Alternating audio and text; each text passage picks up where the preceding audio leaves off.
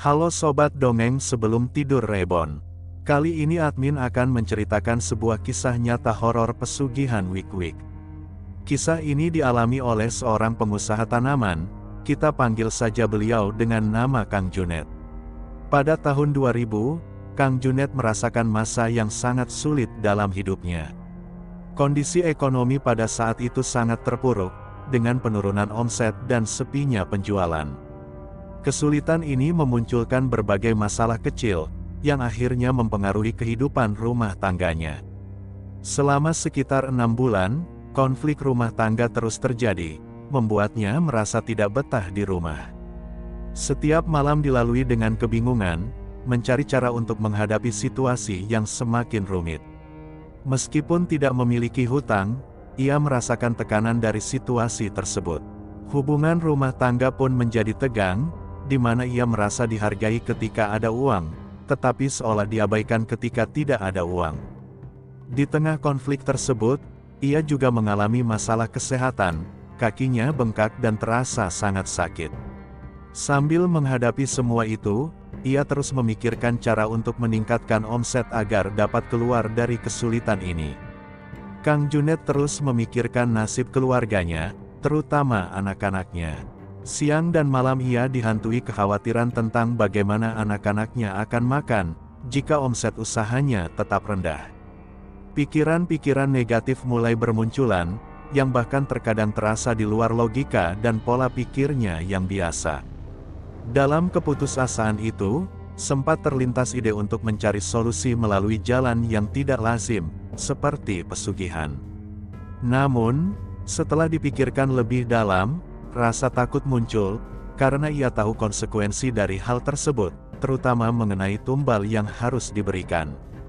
Meski demikian, tekanan dan rasa sakit yang dirasakannya membuatnya pada akhirnya memberanikan diri untuk mencoba hal itu. Pada suatu malam, meskipun kakinya masih terasa sakit, Kang Junet memutuskan untuk pergi. Dengan tekad yang bercampur dengan keraguan, ia mencoba melangkah keluar mencari jawaban atas kegelisahannya. Dalam keputusasaan, ia memutuskan untuk pergi ke Subang, berbekal cerita yang didengarnya dari seorang teman. Temannya mengatakan bahwa di Subang ada sesuatu yang mungkin bisa membantu. Meski begitu, ia juga berpikir untuk mampir terlebih dahulu ke rumah pamannya di sana. Tanpa memiliki ongkos, ia memutuskan untuk pergi dengan berjalan kaki, meskipun kakinya sedang sakit. Ia berangkat dari Bandung sekitar pukul 9 atau 10 pagi, dan tiba di Subang sekitar tengah malam. Perjalanan itu memakan waktu sekitar setengah hari. Selama perjalanan yang melelahkan, rasa sakit pada kakinya perlahan terlupakan karena pikirannya dipenuhi harapan untuk bisa bangkit kembali. Ia terus memikirkan anak-anaknya, merasa sedih membayangkan mereka jika tidak bisa makan. Meski hatinya terasa berat, ia berusaha menguatkan diri. Langkah demi langkah ia terus berjalan, dengan tekad bahwa kehidupannya harus berubah. Rasa sakit di kaki maupun di hati, seolah menjadi pengingat atas perjuangan yang sedang dijalaninya demi keluarga. Sebenarnya, ia merasa berat untuk jauh dari anak-anaknya. Namun, keadaan yang semakin sulit memaksanya untuk melangkah pergi, meski hatinya terasa sangat berat. Sekitar pukul 9 pagi, ia mulai perjalanannya. Setelah beberapa jam berjalan kaki, ia tiba di Lembang pada sore hari, dan terus melanjutkan perjalanan, menelusuri jalan raya yang melintasi kawasan Tangkuban Perahu. Ketika sampai di sekitar Tangkuban Perahu sekitar pukul 7 malam, suasana berubah menjadi aneh dan mencekam. Saat melintasi kebun pinus, ia mulai merasakan sesuatu yang tidak biasa. Tubuhnya gemetar, bulu kuduknya berdiri, dan perasaan merinding menyelimuti dirinya. Ia bertanya-tanya apa yang akan terjadi, hingga akhirnya sesuatu melompat di depannya. Makhluk yang ia lihat sangat besar, membuatnya terkejut hingga melotot tak percaya. Setelah diperhatikan lebih jelas, ia menyadari bahwa makhluk itu adalah seekor kelinci. Namun, kelinci tersebut tidak seperti kelinci biasa, ukuran tubuhnya sebesar kambing, dengan bulu coklat yang mencolok. Kelinci itu melompat-lompat di hadapannya. Dalam hatinya, ia mulai berpikir apakah makhluk itu adalah sosok gaib yang ingin memberikannya rezeki. Rasa penasaran bercampur dengan ketakutan terus menyelimutinya, dan ia yakin bahwa kelinci tersebut adalah kelinci jadi-jadian. Hingga saat ini, bulu kuduknya tetap merinding setiap mengingat kejadian tersebut. Ketika Kang Junet mengejar kelinci, hewan itu tiba-tiba melompat ke tengah semak belukar, dan menghilang seketika. Saat itu, suara gemuruh angin terdengar, membuat Kang Junet terdiam dalam ketakutan yang mendalam. Baru pertama kali ia merasakan sesuatu yang begitu menakutkan, seperti menyadari keberadaan hal-hal gaib yang sebelumnya tak pernah ia rasakan. Kelinci itu menghilang seolah ditelan bumi, lenyap tanpa jejak. Setelah kejadian itu, ia memutuskan untuk melanjutkan perjalanannya, terus berjalan meski perasaan aneh masih menyelimuti dirinya. Kira-kira jam setengah 12 malam, ia sampai di rumah pamaninya. Tentu saja kedatangan Kang Junet malam-malam begitu, mengejutkan sang paman. Kang Junet dipersilahkan masuk, dengan ditemani segelas kopi mereka pun terlibat obrolan hangat. Merasa sakit hati dan bertekad ingin mengubah nasibnya. Dan ia mendengar dari seorang temannya, bahwa di sekitaran daerah tempat tinggal pamannya, terdapat tempat pesugihan. Ketika ia mengungkapkan niat itu kepada pamannya, sang paman memperingatkannya untuk tidak gegabah karena risiko yang besar. Namun, ia bersikeras, "Tidak apa-apa, Mang. Saya tanggung risikonya, asal jangan pakai tumbal." Pamannya akhirnya berkata, "Ya, kalau memang tidak pakai tumbal orang, silakan saja. Tapi tanggung sendiri risikonya." Kang Junet pun mengambil keputusan besar, ia bersedia menghadapi semua resikonya. Itu semua ia lakukan karena himpitan persoalan hidup yang kini menderanya. Kang Junet berjalan kaki dari Bandung ke Subang dengan penuh perjuangan. Perjalanan yang jauh itu membuat kakinya terluka parah, hingga mengeluarkan cairan dan nanah. Rasa sakit yang dirasakannya begitu hebat, namun ia tetap melanjutkan perjalanan meski tanpa bekal sepeser pun. Setibanya di tempat pamannya, ia diberi nasihat untuk beristirahat. Pamannya berkata, "Istirahat aja dulu. Besok-besok kalau mau ke sana, biar diantar sama teman." Kang Junet pun menyetujui saran tersebut, dan dengan rasa malu ia berkata, "Maaf, Paman, saya nggak bawa apa-apa." "Dari Bandung juga jalan kaki sampai sini," katanya. Pamannya terkejut mendengar perjuangan itu. "Waduh, saya nggak ngangka kamu sampai segitunya," jawab sang paman dengan nada keheranan. Keesokan paginya, paman membangunkannya. "Net, Junet, bangun. Teman yang mau nganter udah datang. Silakan ngobrol dulu sama dia." Setelah berbincang, ia baru tahu bahwa sebelum naik ke gunung, ada beberapa syarat yang harus dibawa. Syarat tersebut meliputi sate, telur, dendeng, dan air kelapa muda. Sayangnya, ia tidak membawa persiapan apapun untuk memenuhi syarat tersebut. Kang Junet berbincang dengan pamannya mengenai persiapan menuju tempat pesugihan. Ia mengeluhkan bahwa ia tidak membawa uang untuk membeli sesajen yang diperlukan. Pamannya dengan santai menjawab, "Nanti kita cari saja. Ambil kelapa di kebun, telur di kandang ayam. Segala sesajen diambil seadanya." Setelah maghrib, semua persyaratan ritual sudah siap. Mereka pun berangkat menuju rumah Sang Kuncen. Sesampainya di sana, Sang Kuncen menatapnya serius dan bertanya, "Kamu siap menanggung risikonya?" Dengan tekad yang besar, ia menjawab, "Berani, asal jangan pakai tumbal." Sang Kuncen meyakinkan bahwa tidak akan ada tumbal, tetapi ada syaratnya, ia harus tinggal sendirian di hutan. Ketika mendengar hal itu, bulu kuduknya meremang. Pembicaraan tersebut terus terngiang-ngiang di pikirannya.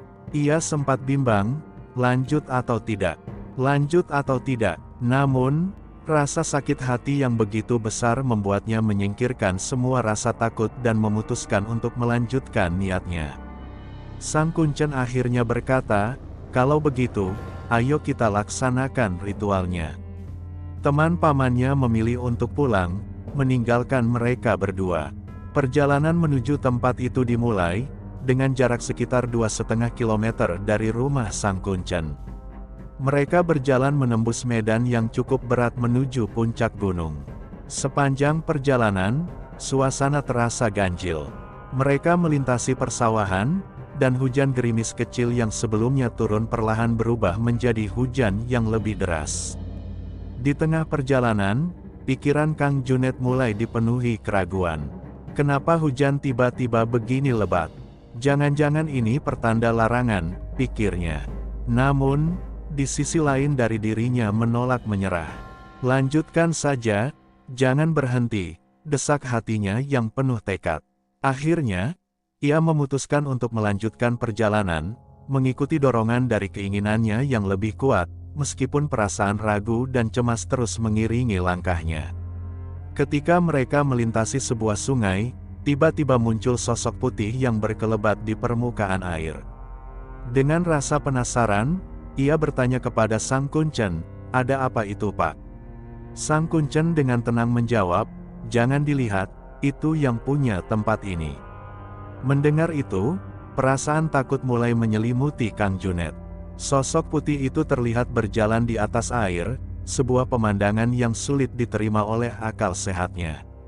Sang Kuncen segera memperingatkan, "Jangan tengok ke kiri atau kanan, ikuti saya saja." Namun, rasa penasaran terus Kang Junet. Saat Sang Kuncen melanjutkan perjalanan dan menyeberangi sungai, ia diam-diam menoleh ke arah sosok putih itu. Dan benar saja, yang dilihatnya adalah sosok kuntilanak dengan wujud menyeramkan, mata cekung ke dalam, gigi mencuat keluar, dan rambut yang acak-acakan seperti rambut orang gila. Rasa takutnya semakin memuncak hingga tubuhnya gemetar hebat, namun rasa ingin tahunya jauh lebih besar. Dengan keberanian yang bercampur nekat, ia mendekati sosok itu. Ketika tangannya menyentuh sosok tersebut, kuntilanak itu langsung menghilang tanpa jejak, meninggalkan dirinya dalam ketakutan yang luar biasa, dan tubuh yang menggigil hebat. Rasa nekat yang begitu besar membuat dirinya ingin mengetahui wujud asli dari sosok yang tadi ia lihat. Saat ia masih diselimuti rasa takut dan rasa penasarannya, suara Sang Kuncen terdengar memanggil, "Kamu kemana? Cepat sini." Ia segera menjawab, "Iya, Pak, sebentar. Saya cuci tangan dulu." Ia sengaja tidak menceritakan kepada Kuncen bahwa dirinya tadi telah menyentuh sosok yang menyeramkan itu. Setelah itu, Sang Kuncen kembali mengingatkan, "Ayo, lanjutkan perjalanan. Jangan tengok kiri atau kanan." Mereka pun melanjutkan perjalanan melewati hutan yang semakin gelap dan penuh misteri. Di tengah perjalanan, kejadian aneh kembali terjadi. Mereka menemukan seekor anak kucing di tengah hutan. Dalam hati, ia bertanya-tanya, kenapa ada kucing di tempat seperti ini? Kira-kira siapa yang memeliharanya? Saat ia hendak mengungkapkan kebingungannya, Sang Kuncen menjelaskan, "Itu bukan kucing biasa. Itu penunggu di sini." Mendengar itu, ia terkejut, tetapi memilih untuk tidak membantah. Penunggu lagi, gumamnya dalam hati dengan rasa cemas. Sang Kuncen kembali memperingatkan, "Sudah, jangan dihiraukan. Biarkan saja, ayo kita lanjutkan perjalanan." Meski ketakutan, ia tetap mengikuti Sang Kuncen, melangkah semakin jauh ke dalam hutan yang terasa semakin menyesakkan dengan atmosfer gaibnya. Rasa penasaran yang tak tertahankan kembali menguasainya. Untuk kedua kalinya, ia memutuskan menyimpang dari arahan Sang Kuncen. Ketika Kuncen melanjutkan perjalanan naik ke atas, ia mendekati anak kucing yang tadi mereka temui. Rasa ingin tahunya membuatnya ingin memastikan apakah itu benar-benar kucing biasa. Namun, saat ia mendekati dan menyentuh kucing tersebut, sesuatu yang di luar nalar terjadi. Kucing itu tiba-tiba membesar, tubuhnya berubah menjadi sangat besar, sebesar kerbau. Ia langsung terkejut dan merasakan ketakutan luar biasa. "Waduh, mati saya di sini," pikirnya dalam hati. Ia merasa seolah hidupnya akan berakhir saat itu juga, dimakan oleh makhluk raksasa yang muncul di hadapannya. Baru kemudian ia menyadari bahwa kucing itu bukanlah kucing biasa. Dalam bahasa Sunda, makhluk seperti itu disebut keciwis, makhluk jadi-jadian yang menyerupai kucing. Jika disentuh atau dikejutkan, makhluk ini bisa membesar secara tiba-tiba. Tubuhnya yang kini sebesar kerbau membuat suasana semakin mencekam. Namun, ketika ia nekat menyentuhnya lagi, makhluk itu langsung menghilang begitu saja, seperti tidak pernah ada. Itulah kejadian aneh kedua yang ia alami dalam perjalanan, sebuah pengalaman yang terus membekas di benaknya. Setelah kejadian dengan makhluk jadi-jadian yang disebut keciwis, Sang Kuncen tampak kesal. "Ini anak gimana? Nggak nurutin perintah saya," keluhnya. Ia pun menjawab dengan jujur, "Bukannya nggak nurutin, Pak Kuncen. Saya cuma penasaran, selama ini saya nggak percaya sama yang gaib-gaib. Tapi ternyata, hari ini membuktikan kalau hal-hal gaib itu memang ada." Sang Kuncen menghela napas sambil memberi peringatan tegas, "Kalau nanti ada kejadian lain, jangan hiraukan, ya. Fokus saja." Selanjutnya, Kang Junet mulai menahan diri. Meski rasa penasaran sempat muncul kembali, ia memilih untuk tidak memperhatikan hal-hal aneh yang mungkin terjadi di sekitarnya. Setelah perjalanan panjang, mereka akhirnya tiba di tujuan. Tempat itu adalah sebuah mata air yang terletak di tengah hutan belantara, di atas gunung. Tepat di sana, terdapat sebuah gubuk kecil. Gubuk itu ternyata adalah tempat ritual, lengkap dengan mata air, tempat mandi, dan perlengkapan lainnya. Sang Kuncen berkata, "Sekarang, kita mulai ritual." Ia pun mengikuti arahan Kuncen, siap menjalani ritual yang sudah direncanakan di tempat penuh aura mistis itu. Setelah menyelesaikan ritual, Pak Kuncen pulang, meninggalkan Kang Junet yang terlarut dalam kesedihan yang mendalam. Dia merasakan duka yang begitu kuat, terutama karena harus meninggalkan anaknya. Dalam hatinya, muncul pikiran-pikiran kelam, bahkan membayangkan dirinya akan meninggal di tempat itu. Malam semakin larut, suasana menjadi semakin menyeramkan. Ketegangan semakin meningkat, terutama ketika di atas pohon kolang-kaling terlihat sesuatu yang bergelayutan. Ada pula makhluk-makhluk seperti kera yang mondar-mandir, menambah suasana mencekam. Hingga tiba sekitar pukul 12 malam, sesuatu yang tak terduga muncul. Seekor kodok besar, yang ukurannya luar biasa, mendadak muncul di hadapannya. Dalam hati, dia mengira kodok itu adalah Raja Kodok, meski sejatinya bukan itu yang dia harapkan. Yang diinginkannya adalah kehadiran Putri Ular, sesuai dengan keyakinan batinnya. Namun, kenyataan berkata lain. Kodok raksasa itu membuatnya ketakutan sampai tubuhnya menggigil hebat. Dia tak kuasa menahan rasa ngeri karena ukuran kodok itu yang begitu besar. Tak lama kemudian, kodok tersebut menghilang, meninggalkan dirinya dalam kebingungan dan ketakutan yang belum reda. Setelah kodok itu menghilang, tiba-tiba dua orang datang mendekat. Kehadiran mereka tentu upaya ritual itu akan gagal. Salah satu dari mereka ternyata juga berniat melakukan ritual serupa. Dalam hati, dia merasa yakin bahwa ritualnya memang sudah tidak akan berhasil, dan ia sudah pasrah dengan situasi yang ada. Malam itu, mereka bertiga saling berbagi cerita. Obrolan panjang pun dimulai, meski dalam hati dia sadar, kalau begini terus, tidak akan ada yang datang. Dan benar saja, hingga pagi tiba, tidak ada tanda-tanda kehadiran makhluk atau aura menyeramkan. Suasana yang semula mencekam justru berubah menjadi lebih santai karena mereka bertiga terus berbicara. Kedua orang yang datang pun ternyata memiliki masalah masing-masing. Salah satunya mengeluhkan soal kesulitan ekonomi dan terjerat utang. Sementara itu, Kang Junet sendiri juga terlilit masalah keuangan, ditambah lagi sakit hati akibat perlakuan istrinya. Malam itu menjadi malam yang penuh percakapan, meski tujuannya semula adalah untuk menyelesaikan ritual. Malam itu, Dia terus mengobrol dengan kedua orang tersebut hingga tak terasa waktu sudah memasuki subuh. Ketika pagi menjelang, Pak Kuncen datang menjemputnya. Pak Kuncen bertanya tentang apa yang terjadi semalam, dan dia hanya menjawab, "Wah, tidak ada apa-apa." Gagal. Dengan perasaan kecewa, dia menyadari bahwa ritual itu tidak membuahkan hasil. Setelah itu, dia pulang ke rumah pamannya. Ketika menceritakan kegagalannya, pamannya hanya berkata, "Ya, tidak akan berhasil. Tapi kalau mau coba lagi, nanti ada cara lain." Pamannya kemudian menyarankan agar dia pergi ke Cirebon, tempat lain yang mungkin bisa memenuhi harapannya bertemu dengan Putri Ular.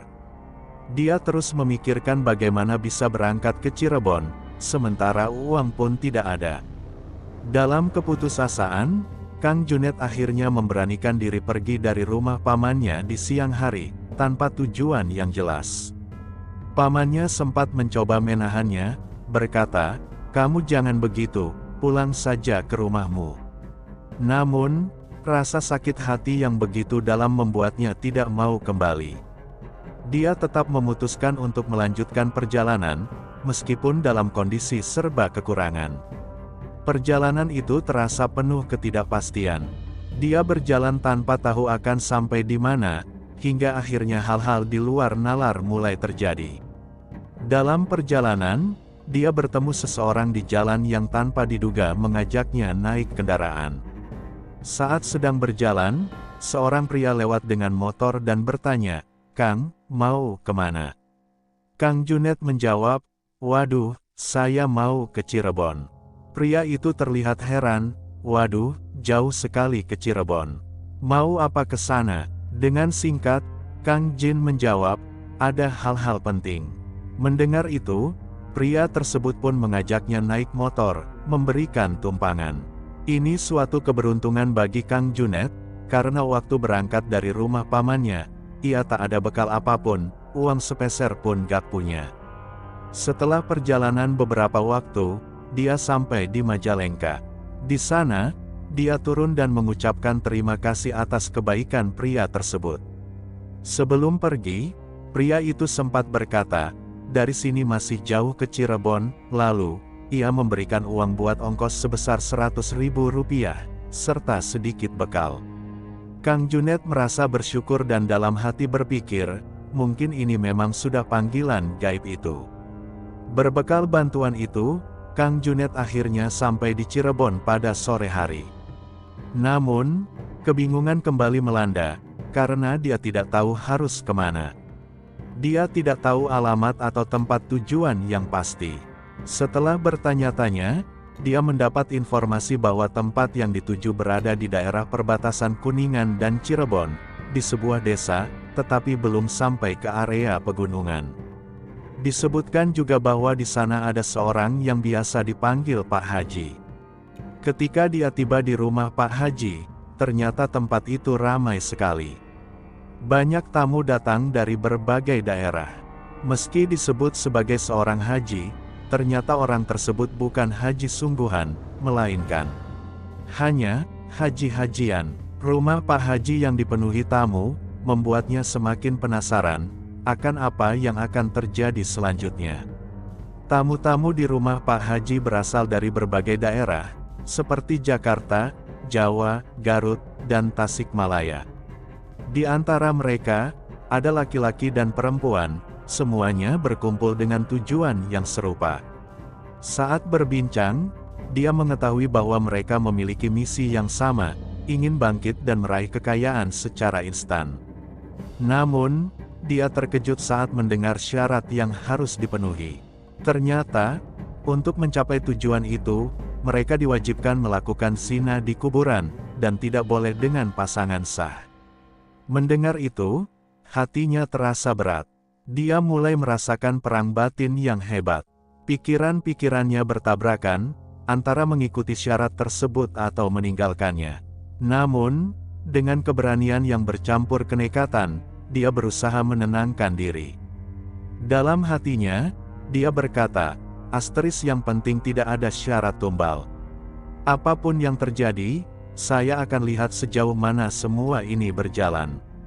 Asteris perasaan dilematis terus menyelimuti, tetapi keinginannya untuk mengetahui lebih jauh membuatnya tetap bertahan di tempat itu. Kang Qin kemudian diberitahu bahwa salah satu perempuan di tempat itu memenuhi syarat untuk ritual bersamanya. Syarat itu didasarkan pada hari lahir. Kang Junet lahir pada hari Kamis, sementara perempuan itu lahir pada hari Senin. Pak Kuncen memastikan bahwa mereka cocok untuk melaksanakan ritual tersebut. Perempuan itu sangat cantik di mata Kang Junet, hingga membuatnya terpukau. Setelah berbicara lebih jauh dengannya, dia mengetahui bahwa perempuan itu setuju untuk melakukan ritual tersebut. Perempuan itu menceritakan bahwa dia menghadapi masalah ekonomi serius, karena telah ditinggalkan oleh suaminya, dan harus menghidupi dua anaknya sendirian. Akhirnya, keputusan pun diambil, dan sesuatu yang tak terduga terjadi. Pak Kuncen memimpin mereka menuju lokasi ritual. Mereka berjalan sekitar 2 km ke arah bukit dari rumah Pak Kuncen. Di atas bukit itu, terdapat sebuah kuburan yang sangat panjang, dikelilingi oleh hamparan rumput hijau yang luas. Di sanalah tempat ritual akan dilakukan. Suasana terasa penuh misteri, dan dia menyadari bahwa perjalanan ini telah membawanya ke titik yang tidak pernah dia bayangkan sebelumnya. Perjalanan menuju gunung itu dimulai pada malam hari, tepat setelah Isya. Bersama Pak Kuncen dan perempuan yang telah disyaratkan, mereka berjalan menuju lokasi ritual. Namun, di tengah perjalanan, sesuatu yang tak terduga terjadi. Di kegelapan malam, mereka semua, bukan hanya Kang Junet, tetapi juga Pak Kuncen dan perempuan itu, melihat sosok makhluk yang aneh. Makhluk itu memiliki bentuk seperti manusia, tetapi wajahnya dipenuhi mata di sekelilingnya, menyerupai kulit nanas. Pemandangan tersebut begitu mengerikan hingga membuat tubuhnya gemetar hebat. Ketakutan mulai menguasai dirinya, lalu ia berkata kepada Pak Kuncen, "Saya tidak bisa melanjutkannya Pak, Neri Pak." Namun, Pak Kuncen segera menyemangatinya. "Jangan menyerah. Kalau kamu benar-benar ingin bangkit, ayo lanjutkan. Kalau tidak mau, ya kamu pulang saja sendiri."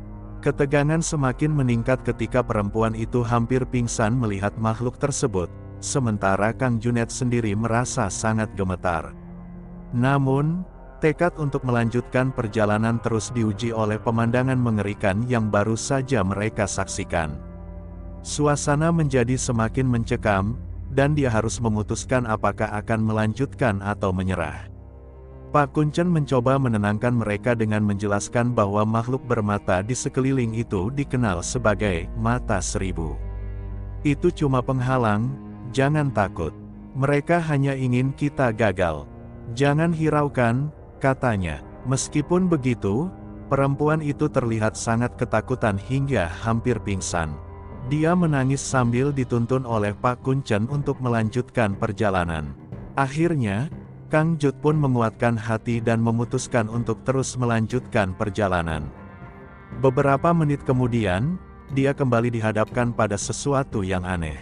Kali ini, dia melihat seekor ular besar membentang di jalan. Namun, saat dia memberitahu Pak Kuncen dan perempuan itu, mereka tidak melihat hal yang sama. Bagi mereka, itu hanyalah akar pohon. Meski tubuhnya merinding karena merasa apa yang dilihatnya adalah ular, Kang Junet mencoba untuk tidak menghiraukannya. Dia berpikir dalam hati, yang penting, saya harus terbebas dari semua masalah. Dengan tekad yang sudah bulat, dia mengabaikan rasa takut dan berfokus untuk melanjutkan perjalanan ke tujuan yang telah ditentukan. Beberapa menit setelah mendaki, mereka tiba di puncak bukit. Pak Kuncen segera memulai ritual, memberikan instruksi agar dia dan perempuan itu melakukan ritual sesuai syarat yang telah disebutkan sebelumnya. Setelah menggelar tikar, Pak Kuncen meninggalkan mereka berdua di tempat itu, sambil berpesan, "Nanti saya jemput pagi-pagi." Sebelum memulai ritual, Kang Junet sempat bertanya kepada perempuan itu, yang dia panggil Neng Ina. "Neng Ina, gimana ini? Apa Neng ridho?" Perempuan itu menjawab dengan nada penuh kepasrahan, "Saya juga lagi terpuruk Kang, pengen bangkit lagi, sukses lagi. Jadi saya sudah siap lahir batin," jawab Neng Ina. Akhirnya, mereka melaksanakan ritual tersebut, meski hati kecilnya masih diselimuti keraguan. Kenikmatan terlarang pun dimulai. Sentuhan-sentuhan liar pun menghiasi malam yang dingin itu. Mereka tak menghiraukan lagi suasana sekitarnya. Merdeka mulai menyatukan diri dalam kehangatan terlarang. Tak hanya sekali, tapi mereka mengulangnya sampai beberapa kali. Ritual itu berlangsung cukup lama dan melelahkan. Setelahnya, mereka duduk bersama dan berbicara panjang lebar, mencoba mengalihkan pikiran dari apa yang baru saja terjadi. Namun, tidak lama setelah itu, suasana berubah mencekam. Angin tiba-tiba berhembus sangat kuat, menggoyangkan pohon asam di dekat mereka. Di tengah hembusan angin itu, muncul sosok besar berwarna hitam. Meski wujudnya tidak terlihat jelas, kehadirannya sangat nyata. Kang Junet merasa gemetar ketakutan, dan perempuan itu langsung pingsan melihat penampakan tersebut. Tapi itu tak berlangsung lama, hembusan angin perlahan mereda, dan sosok besar itu menghilang begitu saja. Setelah situasi kembali tenang, perempuan itu pun sadar kembali. Momen itu meninggalkan kesan mendalam bagi keduanya, sekaligus menandai berakhirnya ritual dengan atmosfer yang sangat menegangkan itu. Setelah penampakan sosok besar itu menghilang, perempuan itu bertanya dengan suara bergetar, "Ada apa tadi, Bang? Yang gede itu apa?" Kang Junet mencoba menjelaskan, meski dirinya sendiri tidak sepenuhnya yakin. "Mungkin itu penunggu di sini." "Penunggu pohon asam," jawabnya. Perempuan itu, yang masih ketakutan, mendekat sambil menangis dan memeluknya. Kang Junet juga memeluk perempuan itu, mencoba menenangkan suasana. Namun, dalam kehangatan pelukan itu, perasaan bersalah menyelinap. Kang Junet teringat pada keluarganya di rumah, menyadari bahwa dirinya telah mengkhianati mereka. Meski demikian, tekad untuk bangkit dan memperbaiki hidupnya tetap menguat. Ia memutuskan untuk terus melangkah, meski dengan beban batin yang berat. Tak lama kemudian, fajar mulai menyingsing. Pak Kuncen datang menjemput mereka. Setelah sampai di tempat mereka, Pak Kuncen mengajaknya berbincang. "Bagaimana semalam? Ada apa?" tanya Pak Kuncen. Dia menjelaskan bahwa mereka melihat sosok besar. Perempuan itu, yang masih ketakutan, menyelas sambil menangis, "Itu buto ijo." Namun, Kang Junet membantah, "Bukan buto ijo, sepertinya jin besar. Soalnya berbulu." Pak Kuncen mendengarkan dengan tenang, lalu berkata, "Ini pertanda baik. Kalau benar, ini artinya usahamu akan berhasil. Tapi ingat, kalau berhasil nanti, kamu harus berbagi." Setelah itu, Pak Kuncen mengajak mereka pun menunggalkan lokasi pesugihan itu dengan satu harapan baru. Walaupun dengan hati yang bercampur aduk, antara harapan untuk kesuksesan dan bayangan dosa yang baru saja mereka lakukan. Setelah kembali ke rumah Pak Kuncen, suasana terlihat sangat ramai. Banyak tamu lain yang datang untuk mengikuti ritual serupa. Dia duduk bersama Pak Kuncen dan melanjutkan obrolan. Pak Kuncen kembali mengingatkannya, "Ingat satu hal, kalau berhasil nanti, kalian harus berbagi dengan pasangan ritual kalian." Nasihat itu terus terngiang di pikirannya, menjadi semacam pesan penting untuk masa depannya. Tak lama kemudian, Pak Kuncen menyuruhnya pulang. Hal yang sama juga berlaku untuk perempuan itu. Namun, Kang Junet tidak sempat bertanya lebih jauh tentang alamat atau asal perempuan tersebut. Dia hanya tahu bahwa mereka berpisah jalan setelah ritual selesai.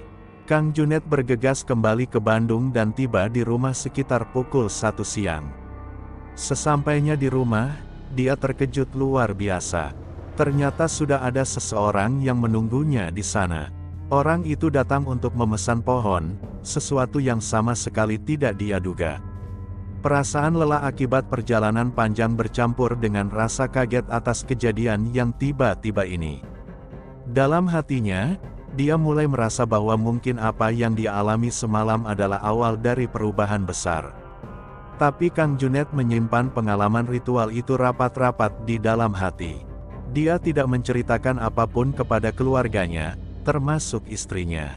Ketika berbicara kepada istrinya, dia hanya mengatakan bahwa perginya itu adalah untuk ikhtiar, berusaha mencari jalan untuk memperbaiki usaha mereka.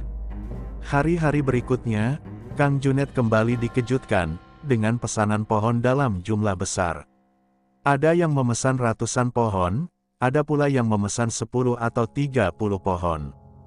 Pesanan datang dari yang kecil hingga yang sangat banyak, membuatnya terpana. Dalam hati, dia merasa bahwa mungkin ritual yang telah dia jalani membawa hasil, meskipun tidak pernah dia ceritakan kepada siapapun. Perasaan lega bercampur takjub mulai mengisi benaknya, seolah ini adalah awal dari perubahan besar dalam usahanya. Dalam waktu sebulan setelah ritual, usahanya benar-benar mengalami lonjakan yang luar biasa. Penghasilannya meningkat drastis, hingga mencapai sekitar 200 juta rupiah dalam sebulan, jumlah yang sangat besar pada masa itu. Keluarganya pun ikut merasakan kebahagiaan. Anak-anaknya senang, istrinya bahagia, dan dia sendiri merasa lega dan bersyukur karena telah berhasil bangkit dari keterpurukan. Dengan perasaan penuh syukur, dia memutuskan untuk kembali ke Cirebon, ke rumah Pak Kuncen. Kang Junet berniat memenuhi janji untuk berbagi, terutama dengan perempuan yang telah bersamanya menjalani ritual itu. Baginya, perjanjian itu penting, siapa yang berhasil harus membantu yang belum berhasil. Namun, saat sampai di rumah Pak Kuncen, dia tidak menemukan perempuan tersebut.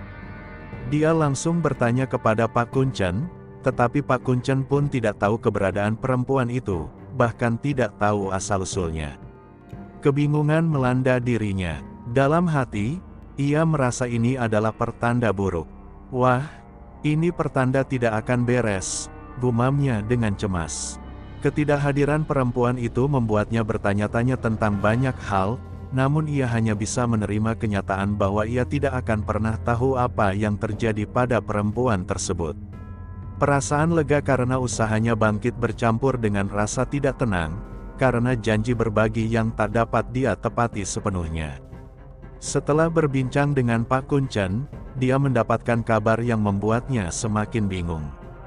Pak Kuncen menjelaskan bahwa jika dia ingin ngecas atau mengulang ritual untuk mempertahankan keberhasilannya, itu harus dilakukan dengan perempuan yang sama.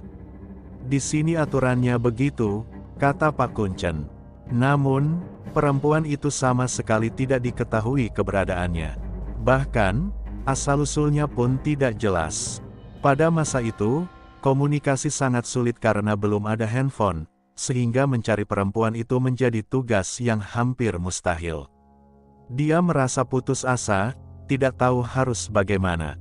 Pak Kuncen mencoba menenangkan dengan berkata, "Sabar saja, mungkin bulan depan dia akan kembali ke sini."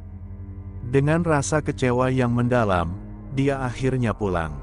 Dalam hatinya, dia ingin berbagi dengan perempuan itu, tetapi ketidakhadirannya membuat rencana itu gagal.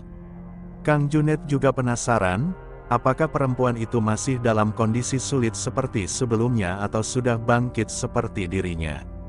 Saat kembali ke rumah, meski diliputi kekecewaan, ia mulai merasakan dampak dari kekuatan gaib yang semakin nyata.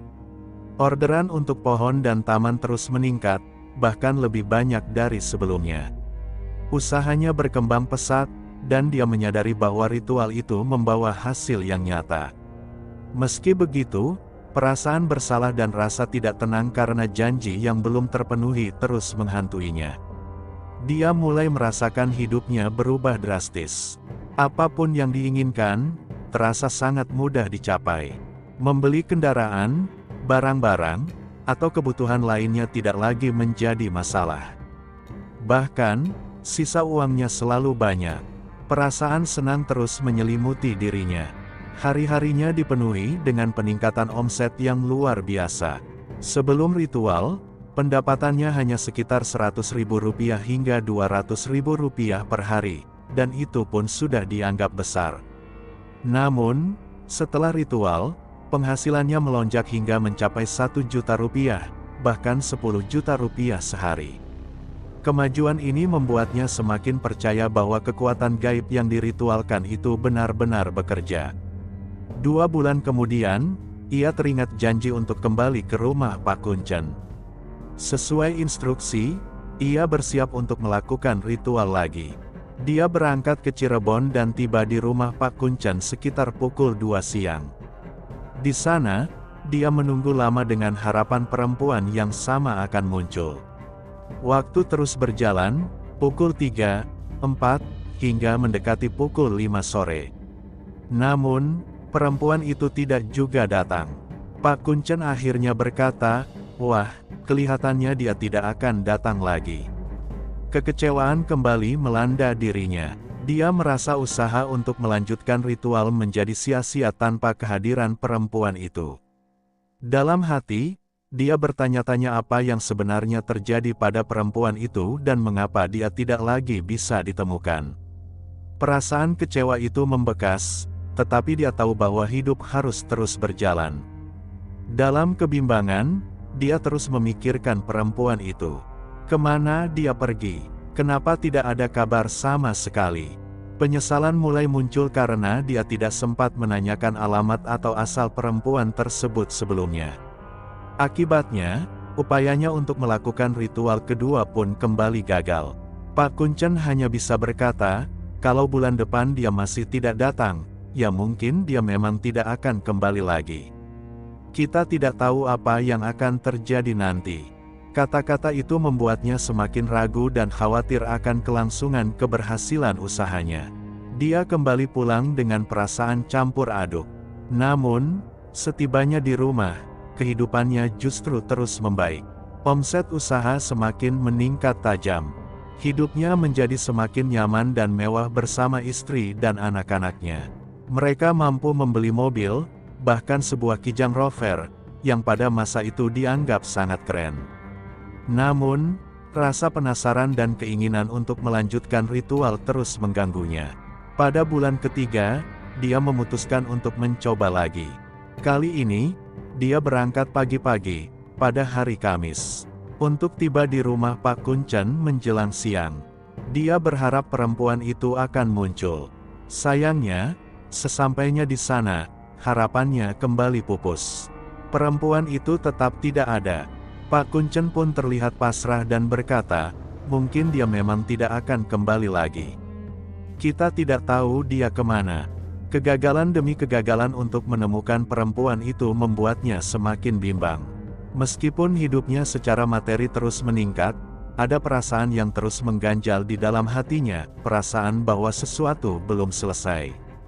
Setelah mendengar penjelasan dari Pak Kuncen, dia merasa semakin was-was. Pak Kuncen sudah mewanti-wanti bahwa keberhasilan yang diraih harus disertai berbagi, terutama kepada perempuan yang menjadi bagian dari ritual. Pak Kuncen bahkan menjelaskan, kalau omsetmu sekian, kamu harus menyisihkan sekian persen untuk diberikan ke dia. Namun, dengan perempuan itu yang tidak kunjung ditemukan, dia bertanya, jadi bagaimana solusinya, Pak? Pak Kuncen hanya menghela napas dan berkata, sekarang tidak ada solusi lagi. Tinggal menunggu saja. Kalau keberhasilanmu membawa manfaat, mungkin akan terus berjalan. Tapi kalau tidak, mungkin akan habis. Ingat, semua ini ada tanggung jawabnya. Setelah itu, Pak Kuncen menyuruhnya pulang, dan berpesan, tidak usah kembali lagi. Perempuan itu mungkin memang tidak akan kembali. Sudah 3 kali dia tidak muncul. Dia kembali ke rumah dengan perasaan cemas. Namun, setibanya di rumah, keberuntungan masih berpihak padanya. Usahanya terus berkembang, bahkan muncul peluang besar. Saat itu, ada seseorang yang menawarkan tender proyek senilai 100 juta rupiah. Orang tersebut meminta dana talangan sebesar 20 juta rupiah agar proyeknya bisa cair, dan berjanji memberikan 20% dari nilai proyek tersebut sebagai imbalan. Kesempatan besar itu membuatnya terkejut dan berpikir bahwa mungkin ini bagian dari keberhasilan yang terus berjalan. Namun, Di balik semua keberuntungan itu, bayangan nasihat Pak Kuncen tentang berbagi terus menghantui pikirannya. Dia sadar bahwa semua ini bisa menjadi berkat, tapi juga bisa berakhir kapan saja jika dia mengabaikan tanggung jawabnya. Saking senangnya dengan keberhasilan yang terus mengalir, dia tidak ragu-ragu mengeluarkan dana talangan sebesar 20 juta untuk orang yang menawarkan tender proyek 100 juta itu. Namun, seminggu, 2 minggu berlalu, tetap tidak ada kabar dari orang itu. Rasa curiga mulai muncul, dan dia memutuskan untuk mengejar orang tersebut. Setelah diselidiki, ternyata orang itu hanya menumpang di sebuah villa di Lembang dan bukan pemiliknya. Orang itu sebelumnya mengaku berasal dari Palembang dan terlihat meyakinkan karena mengaku punya aset seperti villa. Namun, semua itu hanyalah tipu daya. Dia kabur membawa uang 20 juta tanpa jejak. Kejadian itu membuatnya sangat kecewa dan merasa tertipu. Meski demikian, beberapa minggu kemudian, peluang baru muncul lagi. Orderan besar datang lagi, dan dia tetap percaya diri. Bahkan, hingga 5 bulan berlalu, uang terus mengalir, dan hidupnya terasa penuh kemudahan. Pada suatu titik, dia kembali menerima pesanan senilai 300 juta. Orang yang menawarkan proyek itu meminta komisi di muka sebesar 50 juta, dan tanpa banyak berpikir, dia memberikan uang tersebut. Namun, dia kembali tertipu. Orang itu ternyata memiliki modus yang sama seperti penipu sebelumnya. Dari kejadian ini, kepercayaan dirinya mulai goyah. Kesialan demi kesialan mulai muncul, dan dia merasa keberuntungannya perlahan memudar. Dari titik itu, kehidupannya yang semula melambung tinggi mulai terpuruk kembali. Bayangan peringatan Pak Kuncen tentang berbagi dan tanggung jawab semakin menghantui pikirannya, seolah menjadi peringatan atas apa yang sedang terjadi.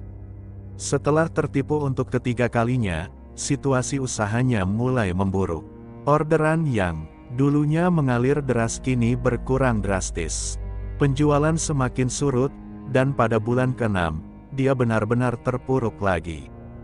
Kondisi ini membuatnya frustrasi, dan ketegangan di rumah pun semakin meningkat. Pertengkaran hebat dengan istrinya tidak terhindarkan, hingga akhirnya mereka memutuskan untuk berpisah. Keputusan itu membuat hidupnya semakin jatuh.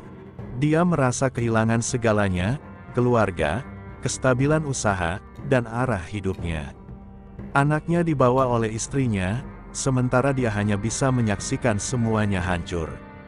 Dalam kepedihan itu, hatinya semakin menggebu-gebu. Dia merasa sudah terlalu jauh terlibat dalam hal-hal gaib dan tidak bisa kembali lagi. Keinginan untuk mencari solusi cepat dan kekuatan gaib yang lebih besar membuatnya memutuskan untuk terus mencari pesugihan. Dia pergi ke berbagai tempat, berharap menemukan jalan keluar dari keterpurukannya. Rasa penasaran dan ambisinya untuk menguasai kembali kehebatan gaib yang pernah dia rasakan semakin menguasai dirinya, meski itu berarti dia harus menempuh jalan yang lebih dalam dan berbahaya.